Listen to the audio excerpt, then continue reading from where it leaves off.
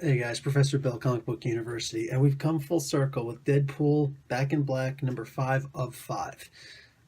This is the first time that we, as a unit, have actually done an entire series. Granted, a mini series, a limited issue series, whatever. Still, it's the thing. It's a milestone. So, this issue pretty much ends kind of the way you'd expect it to end. Everything happens just right to almost not be believable. Spider-Man gets blindsided by Kill Thriller. She decides that if she can't get the Clintar directly, she'll get it indirectly and have it come to her. So she goes after Spider-Man, is able to knock him unconscious with a surprise attack. His spider sense doesn't warn him in time. Sorry, I don't know, alien technology. I don't see how that's a possibility. Why would she even know about a spider sense? It doesn't make sense. The Venom symbiote didn't even know about a spider sense until it met Spidey and attached with him. Anyway, either way, he gets knocked pretty much unconscious. Killer Thrill goes and starts actually torturing Spider-Man, suggests actually cutting off his spider junk, which is really, like, that's just unnecessary.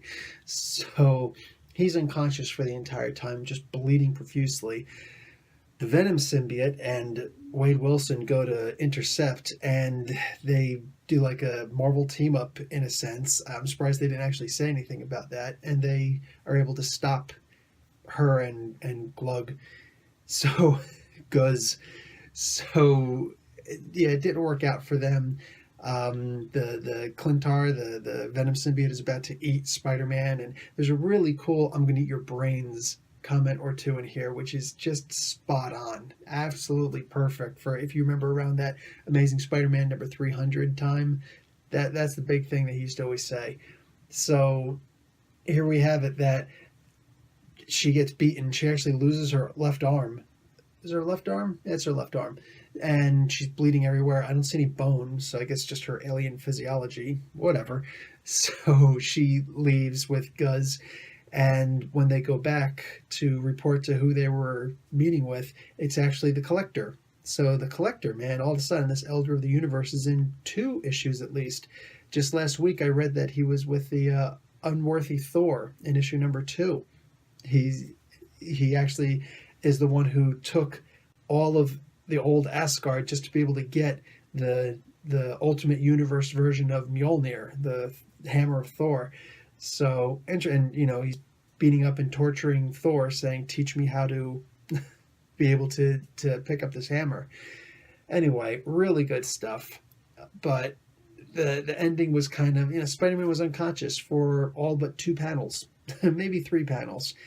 And then, of course, we see that the Venom symbiote runs away because if Deadpool isn't going to be a part of eating Spider-Man, then it doesn't want to have anything to do with Deadpool. So it leaves. It goes back to that church, and Deadpool's kind of stalking like a wounded lover, a star-crossed ex-girlfriend, and he's staring at the church, knowing that the symbiote's in there.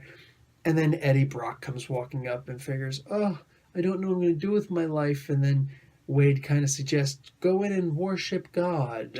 Maybe you'll find what you're looking for in the church." I had a feeling they were going to do this. The first issue was great. The 4th issue was spectacular. One of the best Kraven the Hunter stories out there, right? But this issue, as I figured, they could have expanded this to a 6th issue. Instead of trying to cut it dead, they could have brought it to a close as opposed to just closing it. So, yeah, kind of weak ending. I'm going to give this a C+.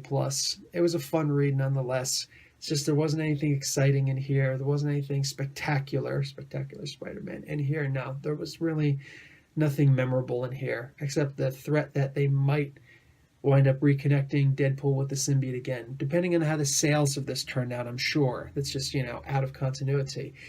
I think that the funniest part in here was that Guz, who saves Killer Thrill, says, "Okay, we're done. You just lost your arm. I'm getting you out of here." He rescues her. She's lost so much blood that she can't even think straight. Rescues her, and then as a consolation prize for failing the Collector, says, "Here, he's not the last of his species yet, but I can arrange that because I have to pass his planet on the way to my planet." So she turns in the person who saved her in order to destroy his planet and everyone on it so that he's a unique species. And of course, the collector's looking at him like, oh, really? So, yeah, cute, I guess. I don't know. Guys, Professor Bill, Comic Book University, class dismissed.